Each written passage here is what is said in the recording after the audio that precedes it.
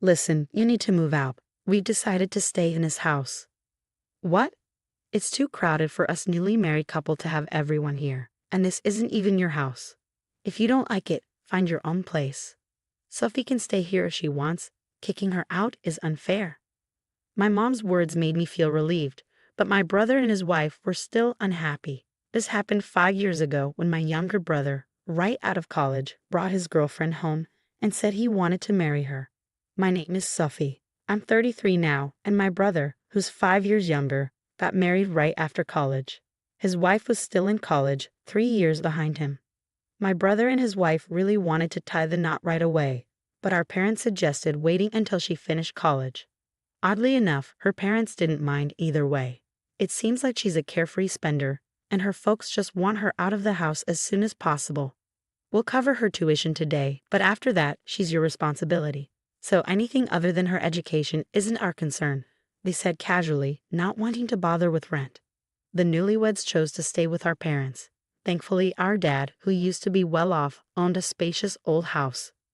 With enough space, it wasn't a big deal for them to live together.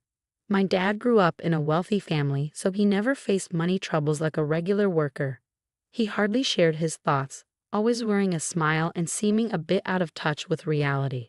Mom often guided him, but I never saw him lose his temper. "I got a talking to from your mom again," he'd say with a chuckle.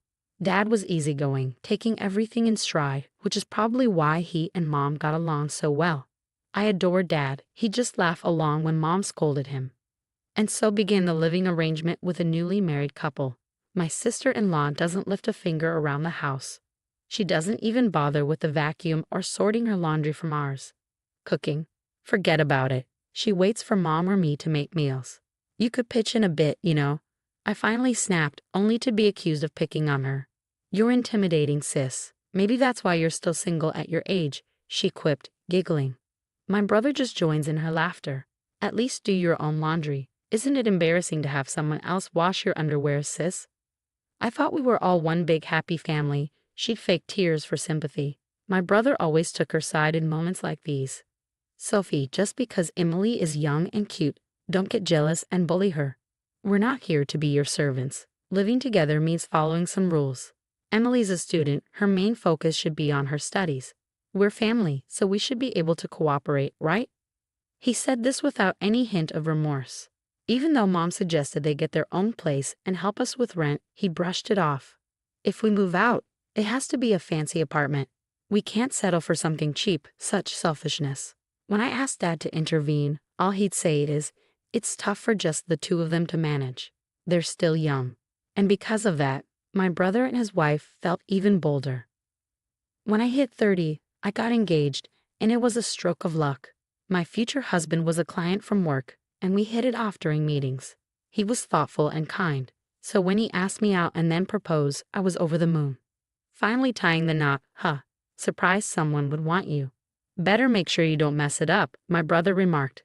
"Glad you found a buyer. Can't wait for the busybody sister-in-law to be out of our hair." My parents chimed in, blessing our union wholeheartedly. I'd visit my parents occasionally, but my brother and his wife hadn't changed. She graduated the next year but didn't work or help around the house. When I tried to advise her, I was told I was a stranger now and shouldn't meddle. But I had a feeling they weren't leaving because they wanted to keep hold of the family assets. Deep down, they were probably relieved they didn't have to share them with me, now that I was married and gone. However, leaving doesn't mean I forfeited my rights to inherit. My brother and his wife probably understand this, but now that I'm not around, they might feel they can do as they please. When the time comes, I'd gladly give up my inheritance if they take good care of our parents and the house. But for now, I don't see any signs of that happening. About 2 years later, my father's health deteriorated, and he was in and out of the hospital. I pitched in with his care, visiting him as often as I could, but my brother and his wife seemed unconcerned. My father started mentioning his $20 million inheritance, and every time I visited, I noticed my sister-in-law sweet-talking on my father's side, saying, "Hey sis, I'd love to help out too, but Mom handles everything, and I never get the chance." "But you never showed interest in that before, did you?" "That's not entirely true, but don't you think Mom might be trying to keep us out of the loop to control the inheritance? Our parents are really close, and I think Mom wants to handle everything herself. I don't think she's thinking about it that way. Really? So you believe we'll get a fair share when Dad passes? Stop it. Don't talk about such unlucky things. Dad's still with us. I'm really frustrated with my brother and his wife, who seem to only care about money. But it's unclear if my father actually has that much wealth. While her family used to be well off, my father is just a regular salaryman. I can't imagine he has that much saved up. A year later, my father passed away. I hurried to the hospital as soon as I heard his condition had worsened suddenly, but when I arrived, he was already gone. The only solace was seeing how peaceful his face looked. I'm sure he was smiling, being looked after by Mom until the end. You're smiling, right, Dad? You were carefree till the very end. My husband left work early to join me, but my brother and his wife didn't show up at the hospital. When I reached out to my brother, he calmly responded, "If he's already gone, what's the point of rushing there?" My brother and his wife didn't seem to be grieving at the funeral. They were laughing and chatting. Right after the funeral, my brother wasted no time bringing up the topic of inheritance. As a couple, we'll inherit the $20 million from Dad. What? What do you mean? Did both you and Mom give up your shares? Can't we discuss this after the 49th day memorial? The funeral just happened today. Normally, it's better to settle financial matters later. We live in this house as a couple, and I'm the eldest son, so the inheritance is rightfully ours. Bringing this up right after Dad's passing didn't sit well with me. I didn't particularly care about the money, but it angered me that my brother assumed I'd agree with him. Fine, but in return you better take good care of Mom. Who would believe such words? My mother spoke before I could object. It's fine, dear. Arguing about this won't do any good, especially now. But Dad had just passed, and Mom was clearly feeling down. I couldn't just let it slide. This isn't something to decide right now. Let's head home for today, my husband, who had been quietly listening, intervened. I held back until now, but my husband couldn't stand it any longer. That's when we decided to leave. It doesn't feel right, especially after Dad's passing. I understand your feelings, but right now, I'm more worried about your mom. She's usually so strong, but she seems really down. I'm really worried about her too. I couldn't help but wonder why Mom agreed with my brother's stance so easily. Was she swayed by him and his wife? Mom and Dad were always a strong couple. Losing Dad must have hit her hard. Honestly, I'd rather be reminiscing about Dad right now. But my anger towards my brother is clouding everything. Since then, my brother and his wife kept bringing up renouncing the inheritance, but I refused to discuss it until after the 49th day. When the time came, they wasted no time bringing it up again. But once more, Mom urged me to give it up. If Mom says it's okay, then it must be okay, right? Are you sure about this? Won't you regret it later on? After all, Emily is Dad's daughter, so don't worry. Well, yeah, she's your wife. That's not what I meant. I meant she has a right to inherit. At this point, Emily's practically been adopted by our parents. What? I was stunned. When I glanced at Mom, she simply nodded. Adoption by in-laws isn't exactly unheard of, right? It's not common for a bride to be adopted, especially not a son-in-law. If Emily inherits, we'll pay less in inheritance tax than if I were the sole heir. I was shocked that he had thought about it so deeply, wondering when he started planning this. Even more surprising was that Mom agreed. And then they asked me to renounce the inheritance. Maybe Mom, being a mother now that Dad's gone, was worried about the future. But if it's Mom's decision, I suppose I can't argue. So I decided to send in the inheritance renunciation document. I don't want to argue about money anymore. Luckily, my husband isn't one to fuss over it, and he trusts me to make the decision about the inheritance. If renouncing it means Mom can live peacefully from now on, then it's the best choice. About a month later, my sister-in-law called me. It looks like your mom is losing her memory. What? But she's always been so tidy. The house must be a disaster if she's not cleaning. It was hard to believe my mom, who was usually meticulous about cleanliness, could leave laundry lying around and not bother to clean. And after she's just eaten, she yells at me, "I'm hungry. Are you trying to starve me? Can you imagine?" And I'm the one cooking for her. She's turned into a completely different person. Is it true? Have you taken her to the hospital? It seems unbelievable. She gets aggressive when I try to get her out, and it's embarrassing to be seen with her in public. Sam thinks I should just let her be, but I'm the one dealing with her all day and I'm at my wit's end. Honestly, I'm tired of it. So I decided to stop by my parents' house on my way home from work. I was speechless at the sight of my mother, who looked unrecognizable. She was sitting on her bed in dirty pajamas, hair unkempt, with vacant eyes. It's only been a month, but she's changed so much. It's clear she's not herself. Mom, you know who I am, right? What's happened to you? Who are you? My mother asked, tilting her head. This can't be real. I mean, look at her. She should be sitting, right? What's happening? And the room is a mess. How did it get this bad? Well, I don't know about all that, but you guys promised to look after Mom, didn't you? Taking care of an elderly woman isn't part of the agreement. There's no written contract when it comes to caring for parents. What are you talking about? In that case, dear sister-in-law, it's your turn to take care of her. I was going to do that without being asked. Let's go home, Mom, I said, attempting to lead her. But she stubbornly resisted. She wouldn't budge, shaking off my hand. Even when I tried to pull her, she clung to the bed, refusing to move. What's happened to you, Mom? I had no choice but to back off that day. Even when my husband and I returned the next day to fetch her, she still adamantly refused to move. I want to be with your father, she cried. It was hard to believe my mother had become like this. I have a job and can't visit her every day. That's why I want her to come to my house. But she refused to leave her old home. Sometime later, I received a call from my younger brother. Sis, we've moved. Really? Where to? Did you take Mom with you? I wouldn't drag around an elderly woman. She's just a burden. Sam, what's wrong with you? Mom mentioned Dad's valuable securities are in the safe deposit box. If we sell the house, we'll get around $20 million. What? It'll be a problem if Mom stays in that house forever. So sis, get Mom out of there as soon as possible. I'm relying on you. Wait, hold on. What are you saying? So that's the situation. Please take care of mother-in-law. As soon as my sister-in-law, who seemed to have taken over my brother's role, made that statement, the phone abruptly went dead. Despite repeatedly dialing, they didn't pick up. I left work early and rushed to my parents' house to persuade my mother to come to my place. I anticipated her usual resistance, but this time she quietly agreed, which was a relief. It seemed like Mom understood that nobody was staying in that house anymore.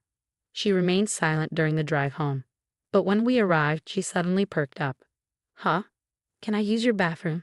She asked and hurried inside. I was perplexed and stood there, trying to make sense of it. The mother I just saw was unmistakably the same as before. What in the world is going on? I felt like I'd been struck by lightning. When my mother emerged from the bath, she requested some clothes. I quickly fetched her some of my own and a fresh set of underwear I bought for her. Ah, I feel so refreshed, she exclaimed with a bright smile, drying her hair with a towel. Mom, what's happening? I asked, just as my husband walked in. Like me, he looked stunned at the sight of my mother. Suddenly, my mother burst into laughter. That was quite the performance, wasn't it? I used to be in the drama club in high school. They say to deceive the enemy, you must first deceive your allies, and it seems to be true, doesn't it? So it turned out my mother was feigning senility. But why? I couldn't make sense of any of it. Just wait and see. That couple will do something worse soon. By that couple, do you mean Sam and his wife? Exactly. That couple's relationship is solely built on money. Then my mother proceeded to fill us in on what had transpired. Both my husband and I were amazed by my mother's cunning. The following week, my brother called, furious. Hey sis, you knew about this and didn't say anything, did you? What's going on? What are you suddenly talking about? There's no inheritance from Dad at all. When I checked the safety deposit box Mom mentioned, there were only loan agreements inside. So remember that $20 million? Well, that's actually a $20 million debt. Did you not bother to check? Typical of you, the only son in our family to inherit all of Dad's debts. Well, technically, that's still part of the inheritance. In the past, Dad, being too trusting, had acted as a guarantor for a friend's business without Mom's knowledge. The business failed, and the friend kept borrowing from Dad until it went bankrupt, leaving behind only the debt. And to make matters worse, the friend disappeared without a trace. It turns out that our family home had been put up as collateral due to the debt incurred back then. This might have even contributed to Dad developing dementia. It was only then that Mom found out about it. Dad kept saying there's a $20 million inheritance. Dad's words led my younger brother to mistakenly believe there was a hefty cash inheritance. So he and his wife decided to move in with our parents to seize as much money as possible. Dad, without suspecting anything, agreed to my brother's plan. But Mom saw through my brother's scheme and chose not to object. She knew he was so eager for the inheritance that she could simply hand it over to him. To shield Dad's dementia, Mom deliberately kept my brother and his wife away from him. And after Dad's passing, when my brother and his wife finally showed their true intentions, Mom pretended not to notice to observe their reaction. She bided her time for the right moment. Then I'll renounce the inheritance too. It's too late for that. Did you know you can only renounce an inheritance within 3 months of learning about it? We're well past that period now, so you two will have to shoulder the debt together. Mom had been waiting for this moment. She feigned senility until the deadline for renouncing the inheritance had passed. My brother's only goal in living with Mom was to extract information about Dad's inheritance. When the time came, Mom casually mentioned the safety deposit box as if it had just occurred to her. With the information they needed, my brother and his wife swiftly left the house. All along, they had been playing into Mom's hands. Emily is threatening divorce if she doesn't get any money. But legally, she's Dad's child, so she can't escape the debt even with a divorce, right? I see, but I quit my job, thinking I could live a life of luxury with $20 million. But I don't have that kind of money. Oh dear, you've really gotten yourself into a mess, haven't you? So, naturally you'll help me out, right? Why should I help you? You're the one who pushed Mom and me to renounce the inheritance, so I shouldn't be involved anymore. Well, thanks to you, I'm in this mess. I'm sure Dad is crying tears of joy to have such a dutiful son. Good luck paying back the debt. The family home was seized due to the mortgage, leaving the land and house, worth nearly $720,000, insufficient to cover the debt. My brother and his wife struggled to make repayments while their marriage suffered under the strain of financial stress. As Mom predicted, they eventually divorced, consumed by constant money disputes. Mom agreed to dissolve the adoption, making Emily a stranger to us. She likely hoped this would absolve her of the debt, but reality is unforgiving. Despite the dissolution, Emily still inherited the debt from her father's passing. You deceived me. My sister-in-law stormed in, her anger palpable. However, we hadn't intended to deceive her. Mom was heartbroken to see my brother and his wife happily calculating money instead of mourning their father's death. She remained silent, overwhelmed by their greed. Their behavior served as a cautionary tale of the consequences of unchecked greed. Afterward, my brother continued to pester us for money, prompting us to relocate without informing him. To my surprise, I discovered that Dad had taken out a substantial life insurance policy with Mom and me as beneficiaries. Despite his passing, he had diligently kept up with the premiums. The fact that my brother wasn't listed as a beneficiary left me questioning whether Dad had been aware of the situation all along. Despite his seemingly carefree demeanor, perhaps the true strategist in our family wasn't Mom, but Dad. He had once murmured, "There's a $20 million inheritance. Whether intentional or not, I can't say for certain now. My husband and I used the insurance payout as a down payment on a new home." Meanwhile, my brother and his ex-wife seemed to be working while dealing with pressure from loan sharks. Their troubles were no longer my concern. Even after our move, my brother persisted in contacting us, demanding to know our whereabouts. That's when I mentioned the insurance money. "You renounced the inheritance, so that money should be mine," he shouted. However, inheritance renouncement and life insurance are distinct matters. Unlike inheritance, life insurance payouts go directly to the named beneficiary. I explained this to him and promptly blocked my brother and former sister-in-law's contact details. Now we're enjoying a peaceful life as a family of 3. Mom is thriving both physically and mentally, the epitome of good health. My husband and I pray that she continues to live a long and fulfilling life.